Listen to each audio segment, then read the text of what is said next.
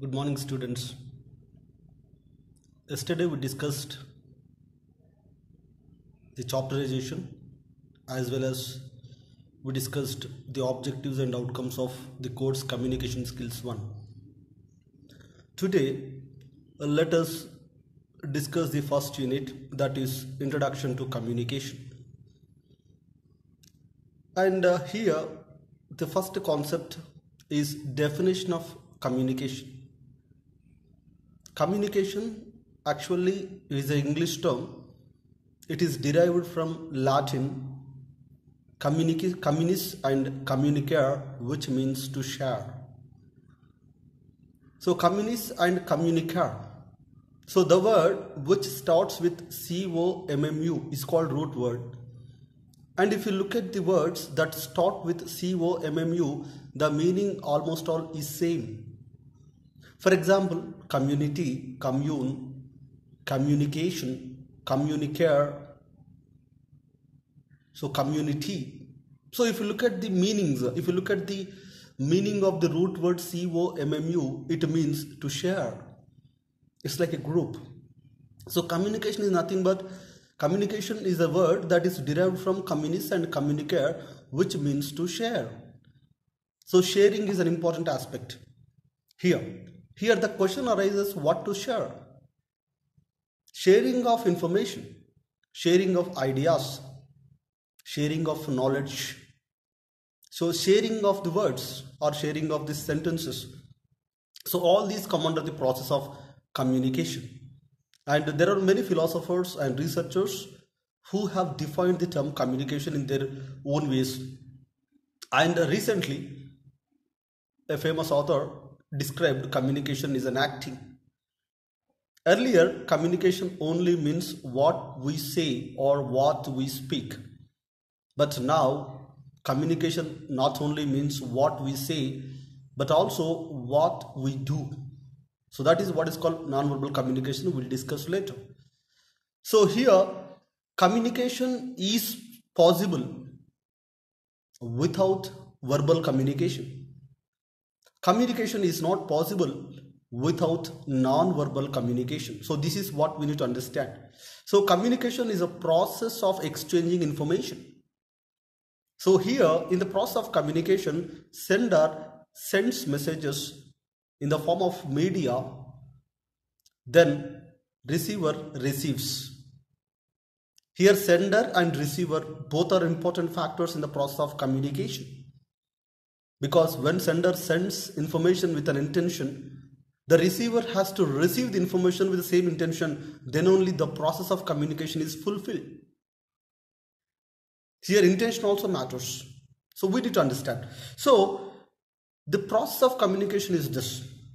So communication is a process of exchanging information, exchanging ideas, knowledge, and communication is a process of acting also. Various definitions. So why are communication skills important? Why are communication skills are important? Why do you have to become a good communicator? And if you look at the famous world leaders, all the famous world leaders became famous leaders because of they are very good communicators. A good communicator becomes a great leader. If you look at Hitler, Stalin, or if you look at Jawaharlal Nehru, or if you look at the other politicians, so these people became very popular because of their communication skills. So communication is the heart of every organization. You can say that an organization stands in the first place because of its process of communication. Communication matters a lot in the development of a company or in the development of an organization. So here we can say that communication is an art, is the heart of every organization. Without heart, our body cannot exist or cannot be. So likewise, communication is the heart of every organization. Communication helps for good reading, good speaking, and for good listening and good writing. Yes, generally we say reading, speaking, listening, and writing, all these four are considered as basic communication skills. Communication helps us to become a good reader. A good reader becomes a good leader. So reading leads to leading. All the great leaders are great readers, but all the great readers may not become great leaders. So this is another quotation we have. So here we can understand communication helps to become good reader, good speaker, good listener, as well as good writer also. And communication is helpful to become successful in life. Communication is helpful, communication is very much useful to become successful in life. For example, communication is very important to secure an interview. Yes, interview is a process. I think for all the jobs nowadays, for employment, interview is a process. A test is compulsory, then a group discussion, then interview. So interview is a process for getting employment, for getting a job. So to secure an interview, communication is very important aspect. You should have good communication skills to succeed in interviews. So communication is very important for getting a job or to secure an interview. And communication is important to get the job as well. Communication is very important to be successful to get succeeded in interview. Also, communication is very important to get the employment or to get the job. And communication is also very important to do your job well. After getting job, you need to perform well. So for that also communication is required. Communication is important to secure or to succeed in interview. Communication is important or to get the job or employment. Communication is very important to perform your job well. And communication is very important to advance in your career. So to be, for advancement in your career, communication plays an important role. So communication is very important in all aspects of life.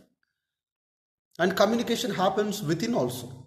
If communication happens within, that is what is called intrapersonal communication. If communication happens between, that is what is called interpersonal communication. That's the reason.